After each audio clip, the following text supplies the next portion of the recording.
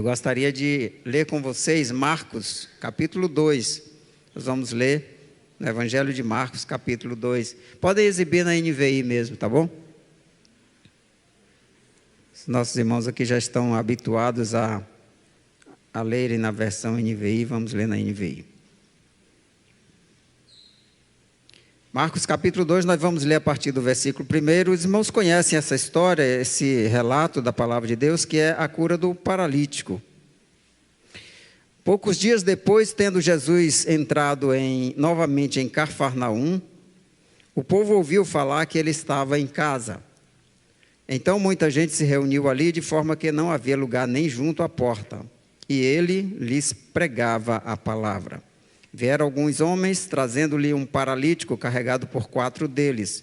Não podendo levá-lo até Jesus por causa da multidão, removeram parte da cobertura do lugar onde Jesus estava e, através de uma abertura no teto, baixaram a maca em que estava deitado o paralítico.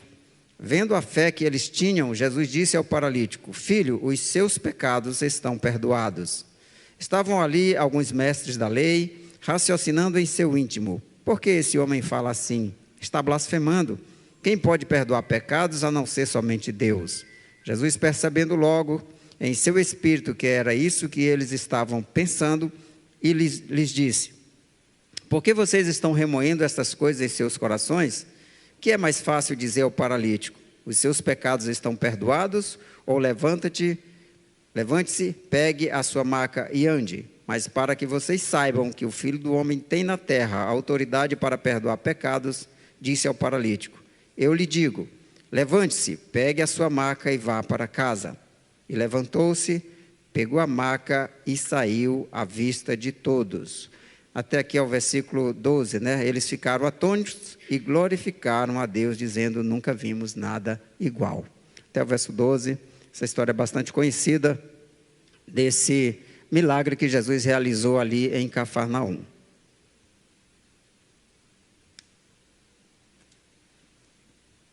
Aqui na nossa tradução, o título para essa leitura é o paralítico de Cafarnaum. Mas eu gostaria de usar como tema desse texto que vamos meditar nessa noite, uma pergunta: quem te leva para perto de Deus? Quem te carrega para perto de Deus? E que a gente meditasse sobre esse tema, meditasse nessa palavra, neste acontecimento que nós estamos vendo narrados aqui, e pudesse meditar usando esse tema como referencial para a nossa meditação. E aí, queridos, nós vemos nesse texto, eu fico assim, bastante admirado da ação daquelas pessoas ali, daquele momento, daqueles 4 amigos que levaram aquele homem à presença de Jesus, mas eu também fico pensando na atitude daquela multidão. Então, assim, às vezes nós estamos diante das oportunidades que Deus nos concede para sermos diferencial no reino de Deus, para fazermos a obra de Deus de alguma maneira, e às vezes nós ficamos precisando que alguém nos empurre, que alguém nos incentive, que alguém nos diga o que fazer, que alguém nos dê uma ideia, ou que alguém nos mande. E quando eu digo isso, eu olho especialmente para mim. Eu trabalhei mais de 35 anos de carteira assinada, mas eu acho que o único período em que eu fui algum tipo de chefia foi no início da minha carreira como supervisor no Banco do Brasil, e um pouco antes disso como gerente de uma área de crédito das Casas Pernambucanas. Talvez muita gente não conheça, mas na minha época as Casas Pernambucanas eram muito conhecidas, principalmente no Norte e Nordeste.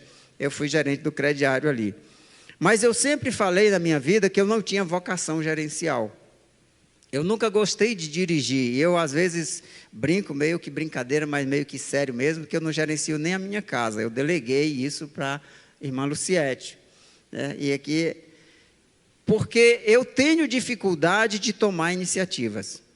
Eu tenho dificuldade de fazer as coisas que precisam ser feitas.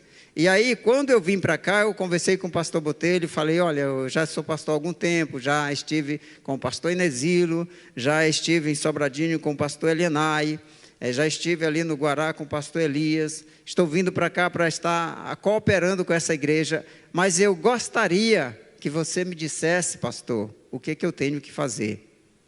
Se você me disser, me der a tarefa, eu vou dar o meu jeito, eu vou querer fazer, mas eu não sou aquela pessoa que tem iniciativa.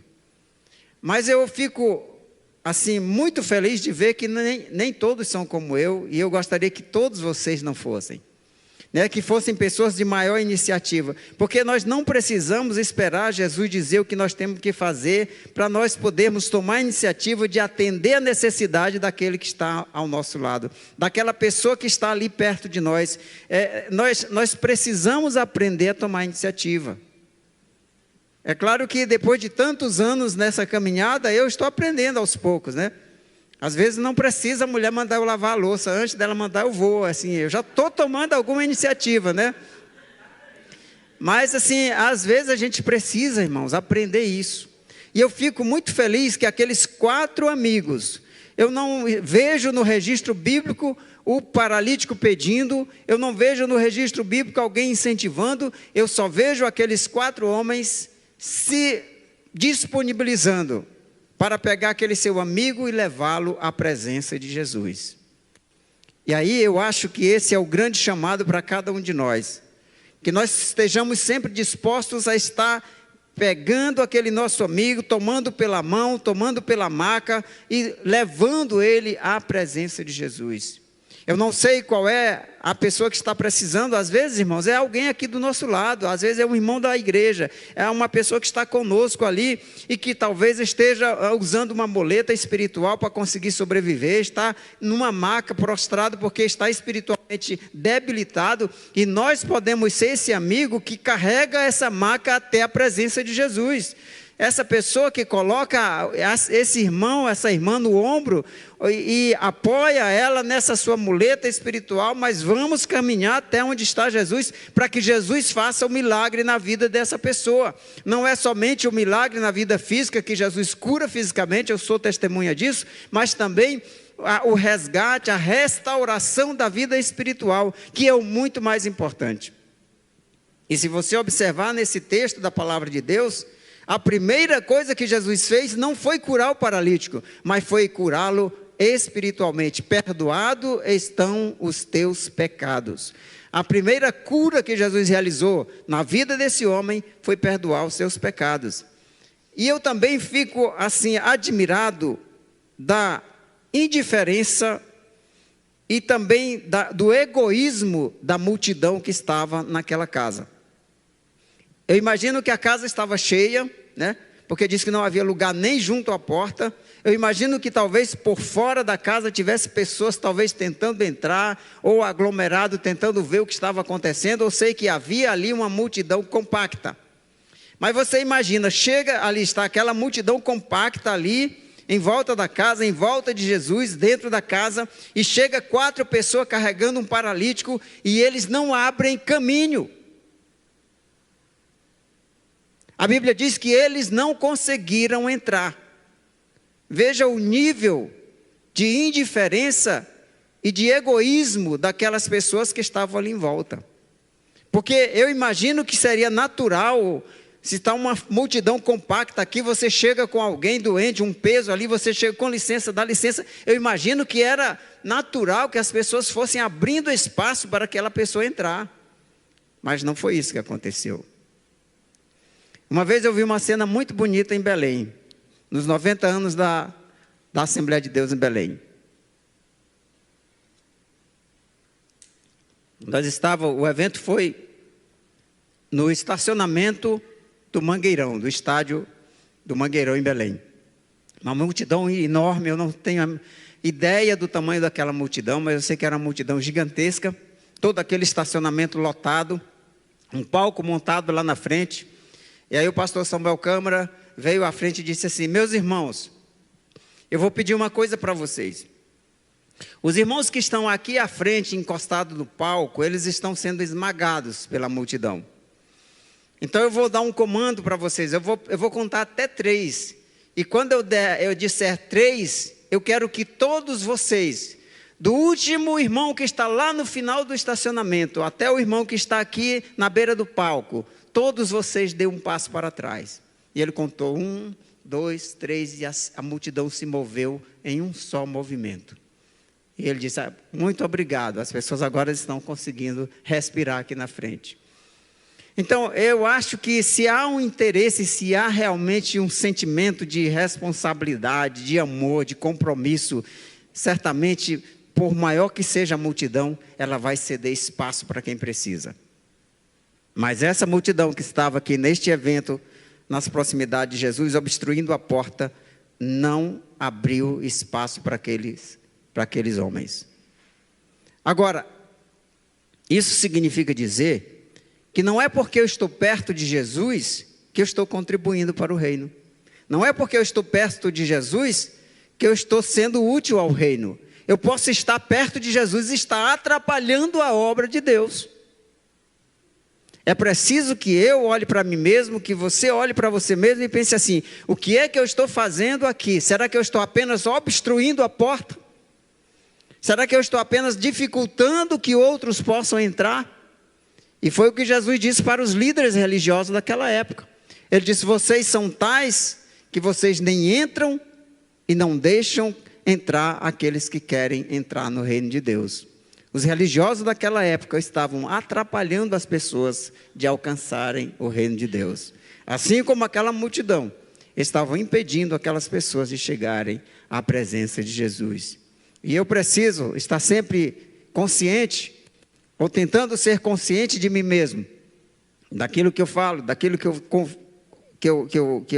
da minha maneira de agir, aquilo que eu estou fazendo para me policiar, para que aquilo que eu digo, aquilo que eu faço, aquilo que eu contribuo para o trabalho da igreja, esteja de fato contribuindo para o crescimento do reino de Deus, contribuindo para que pessoas sejam alcançadas pelo reino de Deus, contribuindo para que vidas sejam levadas à presença de Jesus. Porque aquela multidão estava perto de Jesus, mas eles estavam atrapalhando as pessoas de chegarem até Jesus. Por outro lado, o que esse texto me ensina é que nós não devemos parar no primeiro obstáculo.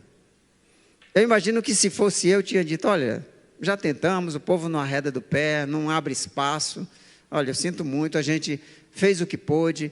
Até eu imagino aquele paralítico dizendo isso, né? Olha, obrigado meus amigos, vocês fizeram o que puderam, vocês fizeram o esforço de vocês, já me trouxeram de lá de casa até aqui, mas eu já vi que realmente está além da possibilidade de vocês. Olha, eu entendo, muito obrigado, mas infelizmente vamos ficar por aqui. Eu sou naturalmente pessimista.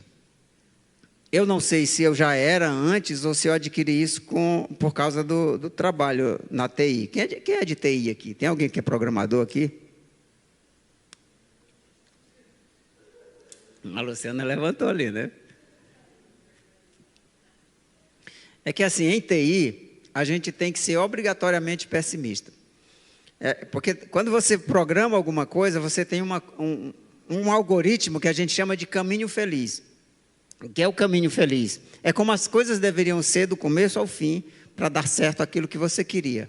Eu aperto no botãozinho aqui na minha tela e ela faz o que deveria fazer. Mas, como programador, você tem que ser pessimista e pensar, e se o usuário fizer isso?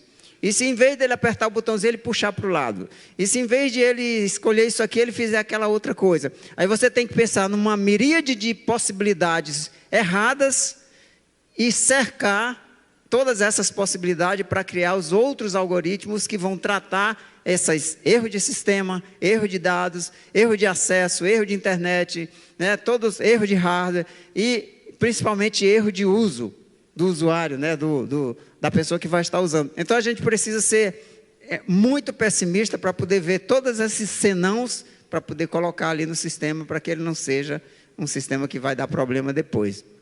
Eu não sei se eu aprendi a ser pessimista depois ou se eu já era antes, mas eu sou naturalmente pessimista. E eu fico pensando naquele paralítico, pensando assim, olha, a gente tentou, né? Não deu certo. Vamos deixar para lá, eu vou continuar como estou aqui. Mas eles só tinham tentado o caminho feliz. Eles ainda não tinham tentado as outras alternativas, né? E eu fico muito admirado de ver a persistência daqueles amigos. Dizer, não, nós não vamos desistir aqui, Jesus está ali dentro, está tão pertinho, a multidão não deixa a gente passar, mas nós vamos encontrar uma forma de chegar até Jesus. E aí pensam daqui, pensam dali, aí se a gente descer por cima do telhado, né? Às vezes a gente pensa que foi fácil, né? Não, foi só tirar umas telhazinhas dali. Olha, irmãos, as construções ali naquela região do Oriente Médio, elas não são feitas de telhas como a gente conhece aqui. Normalmente é madeira, é algum tipo de fibra, possivelmente argila por cima da fibra.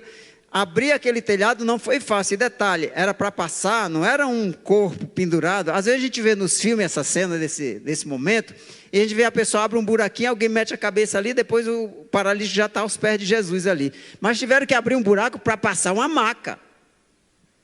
Um buraco enorme naquele telhado. Eu fico imaginando Jesus pregando aqui, ensinando, e o barro caindo ali no meio. E aí Jesus olha para cima e o pessoal mexendo lá, arrancando madeira, arrancando barro, o barro caindo, e Jesus, pois é, como eu estava ensinando e tal, e aí de repente, cai um monte de barro ali, todo mundo para, olha, e Jesus, pois é, como eu estava dizendo, e Jesus continua ensinando, até que a maca desce na frente dele. E aí a Bíblia diz que ele, vendo a fé daquelas pessoas, falou ao paralítico, perdoado estão os teus pecados. Finalmente, ele chega à presença de Jesus, né? Por causa da insistência, da persistência daqueles amigos. Não devemos permitir que os obstáculos sejam desculpas para que nós deixemos de fazer aquilo que nós entendemos que devemos fazer para Deus. Não devem ser desculpas para que nós deixemos de fazer aquilo que Deus colocou no nosso coração para fazer para o seu reino ou para alguém que está ao nosso lado. Os obstáculos não são desculpas, irmãos. Eu vi uma frase essa semana que eu achei muito interessante, dizendo assim, que os seus problemas, os seus desafios, os seus problemas não podem ser desculpa para que você deixe de servir alguém. E aí a frase continuava, Jesus lavou os pés dos discípulos enquanto estava indo para a cruz. Então, nós não podemos permitir que os obstáculos que nós vamos de fato ter à nossa frente, sejam impedimentos que venham nos impedir, nos parar de fazer aquilo que Deus propôs no nosso coração para o seu reino. E é claro que os problemas existem, que eles virão. É claro que a multidão não vai facilitar para você. Não espere alguém abrir o caminho para você. Encontre as saídas, encontre alternativas. Nós somos chamados para sermos criativos. Deus é criativo e Ele espera que nós sejamos criativos, tanto na nossa vida natural, como na nossa vida ministerial, como nossa atuação dentro do reino. Deus nos deu a capacidade de sermos inteligentes e criativos para encontrarmos soluções para os problemas que nós vamos encontrar.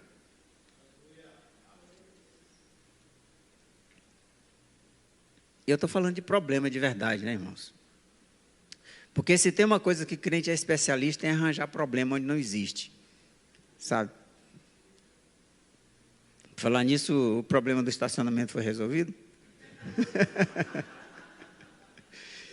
Não, é porque assim, a gente é muito fácil a gente arranjar problema, principalmente para levar para o pastor. Ele, ó, vem aqui, liga para o pastor. Pastor, é o seguinte, ó, domingo passado, você não sabe, mas olha, eu não consegui estacionar meu carro, porque o diácono que devia estar lá não chegou atrasado, o estacionamento estava fechado, não sei o quê, tal. Gente, eu estou falando que Deus nos dá a capacidade, a criatividade para resolver, solucionar os problemas, problema de verdade. A gente encontra problema de verdade. A gente pode encontrar um endemoniado na nossa frente e ter que lidar com isso. A gente pode encontrar uma pessoa que está passando por uma depressão profunda e é nosso amigo, e a gente sabe que nós somos a única pessoa que está ali ao lado dele, que pode socorrer, e aí a gente tem que encontrar alternativas, buscar em Deus solução, buscar a ajuda do Senhor, a sabedoria e inteligência para saber como lidar com aquela situação. E aí, às vezes nós estamos vendo uma família passando fome, porque o marido está desempregado, a esposa está desempregada, e a gente sabe que nós estamos ali ao lado, somos a pessoa que Deus colocou ali do lado, que conhece a situação, e a gente se disponibilizar para ajudar, para carregar aquela cruz, para fazer alguma coisa. Eu estou falando de problemas, mas Deus nos dará habilidade, capacidade e graça para a gente aprender a lidar com os problemas, aprender a ajudar os nossos irmãos, não só a cuidar das suas situações graves, dos problemas difíceis que acontecem na sua vida, mas principalmente de enfrentar as barreiras que o inimigo coloca na nossa frente, na frente dos nossos irmãos, ou daquelas pessoas que nós estamos tentando levar para Jesus, para que nós não deixemos que esses impedimentos nos paralisem, para que nós possamos continuar firmes no propósito de levar as vidas até Jesus, de levar as pessoas para Cristo, porque o inimigo vai colocar empecilho, ele vai colocar impedimento, ele vai colocar barreiras, a multidão não vai facilitar para mim nem para você, mas nós vamos achar a saída. Eu creio que nós podemos achar a saída, né, que Deus vai nos dar a capacidade de achar a saída para levarmos essas vidas até Jesus.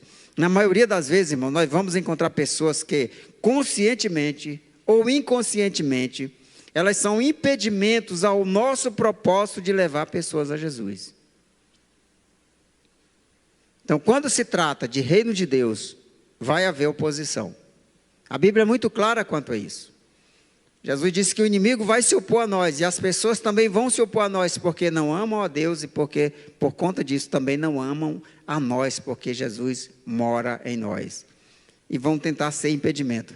Assim, mas não bastasse as nossas próprias falhas, porque nós temos mesmo, não bastasse a nossa própria falta de confiança, nossos medos, comodismo, tudo aquilo que muitas vezes bate no nosso coração, tem também os outros, que às vezes nos desanimam, que nos decepcionam, que não nos ajudam, que não cooperam, que atrapalham. E aí, se você já tem uma tendência a ser pessimista, a coisa só vai piorar.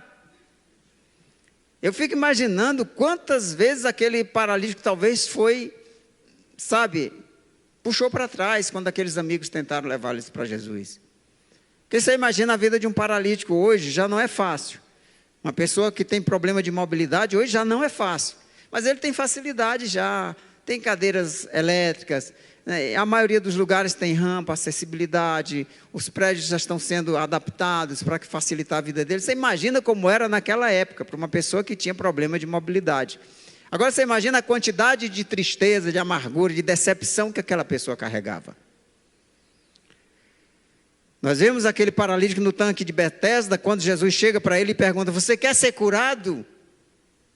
O que é que ele diz? Quero, Senhor, quero caminhar, né? Não, ele começa a se lamuriar. Ele está cheio de amargura, está cheio de decepção. Olha, Senhor, olha, você quer saber? Eu estou aqui há tanto tempo.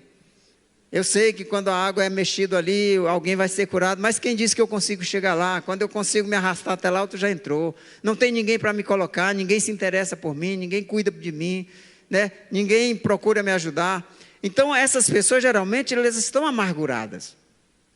Elas estão com o coração endurecidos. E ainda tem aquelas pessoas que estão ali à volta, que só vão atrapalhar um pouco mais. Então, nós devemos ser persistentes com aquelas pessoas que estão nessa situação, que olham para si mesmo, olham para as circunstâncias e acham que só vê problema, só vê dificuldade, não vê solução, não vê saída. Nós precisamos, e eu sei que todos nós gostaríamos de ter amigos como aqueles 4 homens. E nós precisamos ser esses amigos daqueles que estão à nossa volta. Nós precisamos ser esses amigos. Aquele que carrega até lá, se der de entrar, entra, mas se não der, não para, né? Dá um jeito, abre o teto, abre um buraco, abre uma saída, encontra uma solução, mas vai adiante. Eu já tive muitos amigos assim.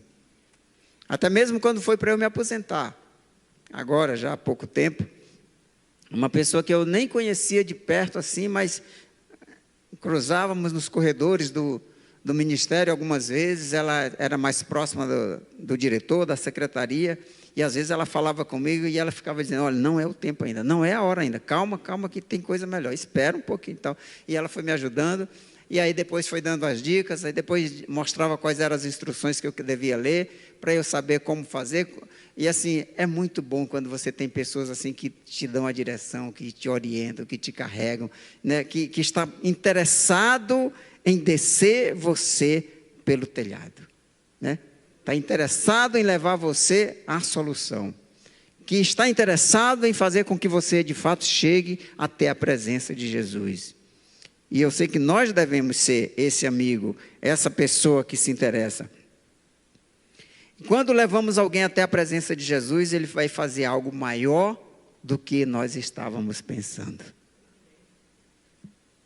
Aqueles amigos estavam querendo apenas a cura daquele paralítico.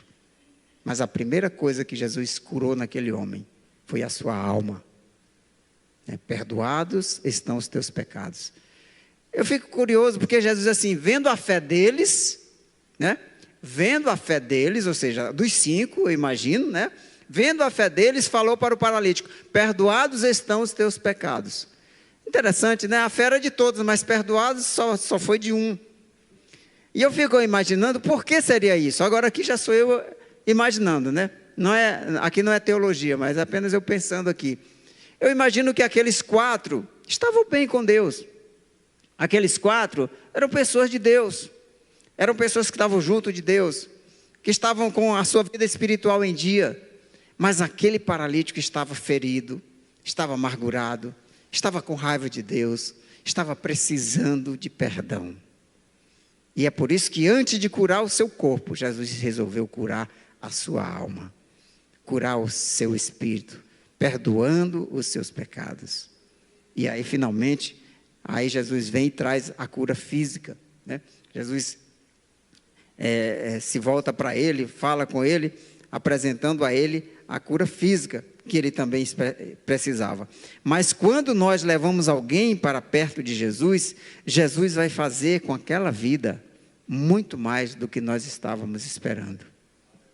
O que Jesus é capaz de fazer na vida de uma pessoa, a transformação que ele é capaz de produzir na vida de alguém, é algo inexplicável, é algo fantástico. Então, todos nós aqui que temos ajudado pessoas, por exemplo, a irem para o concílio, e ali Deus trabalha, Deus transforma, e a gente vê o agir de Deus na vida dessas pessoas, a gente fica maravilhado com aquilo que Deus faz na vida dessas pessoas, e o quanto essas pessoas se tornam pessoas melhores, se tornam pessoas brilhantes, pessoas felizes, e aí a gente às vezes está querendo apenas a salvação da pessoa, mas às vezes Deus salva uma família inteira, salva um casamento, né? E por quê? Porque Deus sempre faz mais do que esperamos, né? Ele sempre vai fazer muito mais além daquilo que pensamos ou pedimos, não é isso que diz a sua palavra? Então Jesus sempre vai fazer mais do que nós estávamos pensando, esperando de Jesus.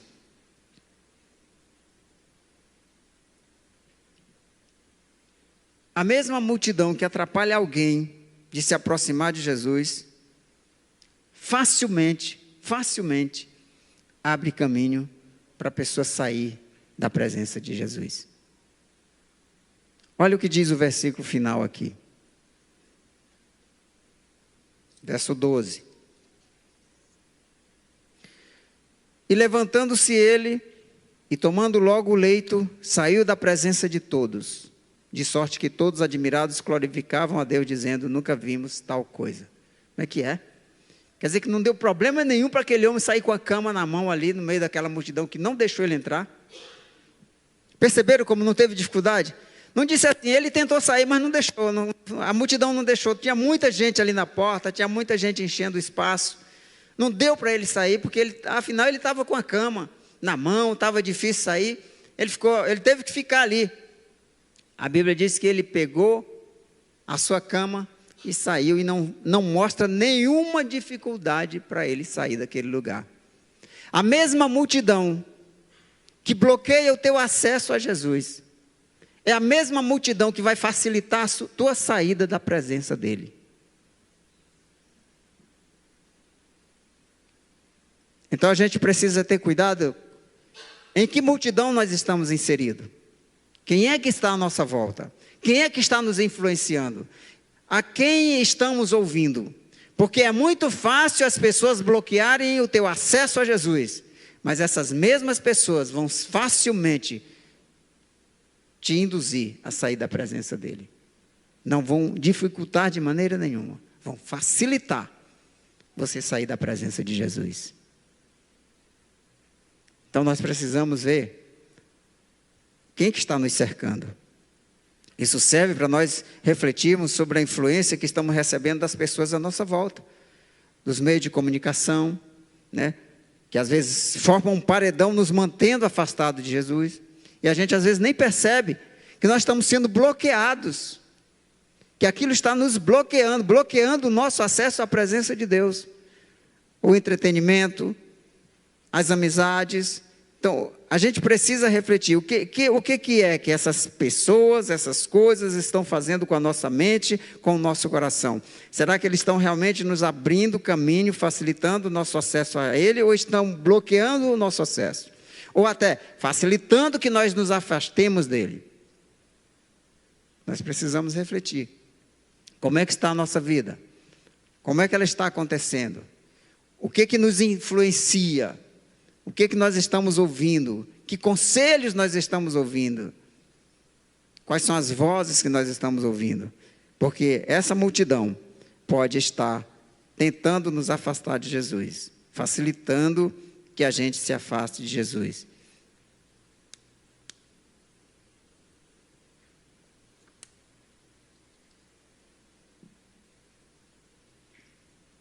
Paulo, quando ele fala aos Tessalonicenses, primeira carta de Paulo aos Tessalonicenses, essa carta foi escrita porque Paulo teve que sair fugido da cidade por causa da perseguição, e depois as pessoas já não estavam reconhecendo totalmente a autoridade de Paulo ali, começando a questionar a autoridade de Paulo. Paulo teve que escrever a primeira carta para eles, para mostrar o agir de Deus na vida deles, por meio dele, Paulo. E aí Paulo ele usa 4 metáforas para falar do trabalho que ele fez ali. A primeira metáfora que Paulo usou foi a metáfora do mordomo. Embora o texto não fale sobre isso, o texto fala que ele levou ali para aquela comunidade a palavra de Deus, um tesouro de Deus, e ele, Paulo, era responsável por isso. Ele se sentia impelido a levar o reino de Deus para aquele lugar, para aquelas pessoas. A segunda metáfora e a terceira, ele fala de pai e mãe. Ele disse que ele foi amoroso com eles como uma mãe, mas foi firme como um pai. E a quarta metáfora, ele faz a metáfora do atalaia, que ele diz que o atalaia é aquele que é responsável por anunciar as coisas do reino. Nós não devemos deixar que o mundo nos influencie a ponto de nós esquecermos quem nós somos. Hoje, quando falávamos, foi o nosso núcleo de convivência hoje, foi um dos últimos, né? Domingo, já encerrando aqui o primeiro texto que nós estamos vendo no núcleo de convivência, estamos falando sobre o novo nascimento, sobre vida eterna, vida espiritual, e nós estávamos falando uma pergunta que fazia esse seguinte questionamento: como você explica a expressão está no reino, aliás, está no mundo e não ser do mundo, né? E nós falamos a questão, o exemplo que eu consigo ver, que é bíblico também, o exemplo do diplomata, né? de um embaixador, né? Obrigado, um embaixador. A Bíblia diz que nós somos embaixadores de Deus aqui na terra, né? Então, além de nós sermos esse mordomo que tem um tesouro nas mãos, esse tesouro que nós temos é a palavra de Deus, é o Espírito Santo que nós temos para levar as pessoas, nós também temos a responsabilidade, como Paulo, de sermos cuidadosos, amorosos, né?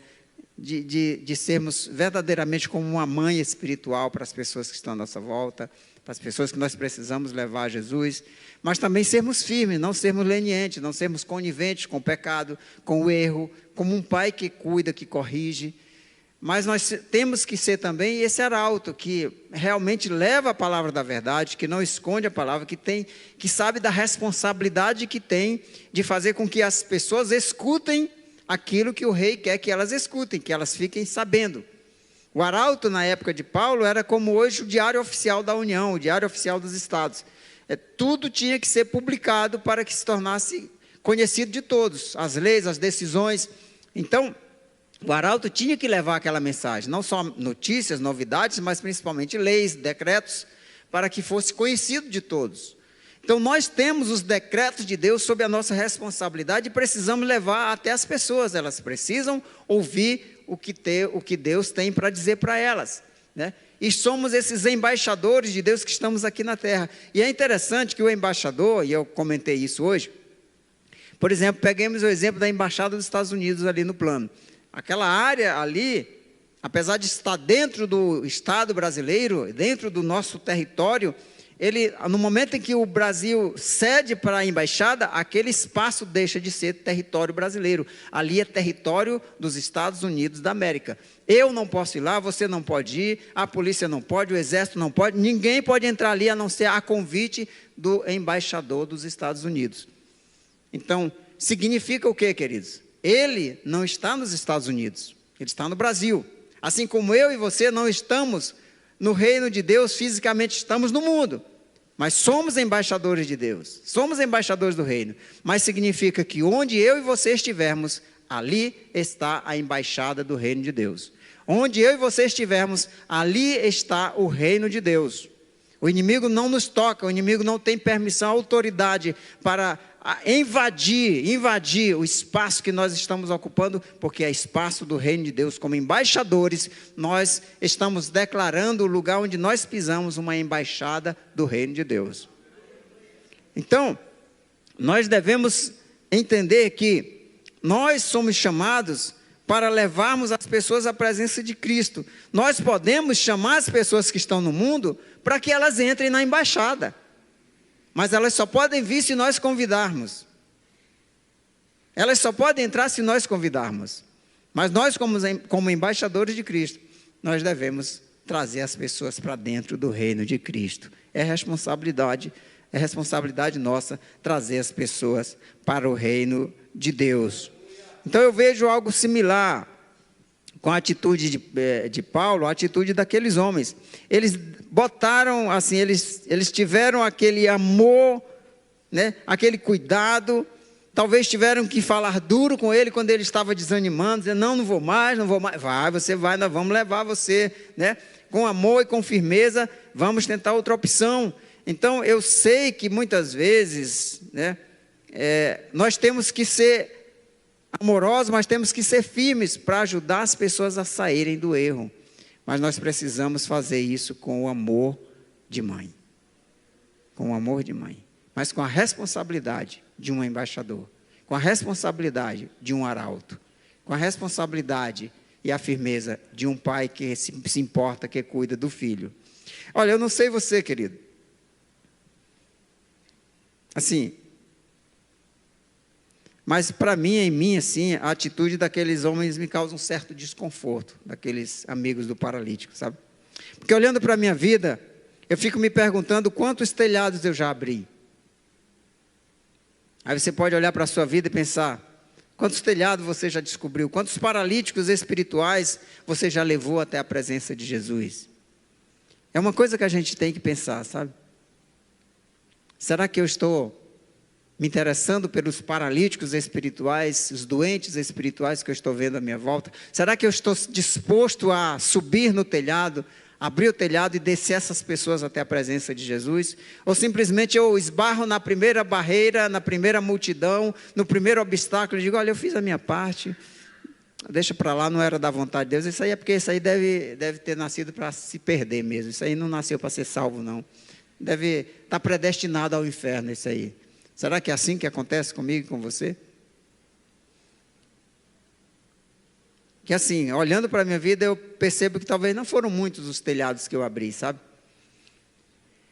Por isso a atitude deles me incomoda. Mas eu tenho uma boa notícia. Se isso mexe com você, isso mexe comigo. Mas se isso mexe com você também, eu tenho uma boa notícia. Nós estamos cercados de doentes, de paralíticos espirituais, esperando que sejam levados por nós até a presença do Senhor.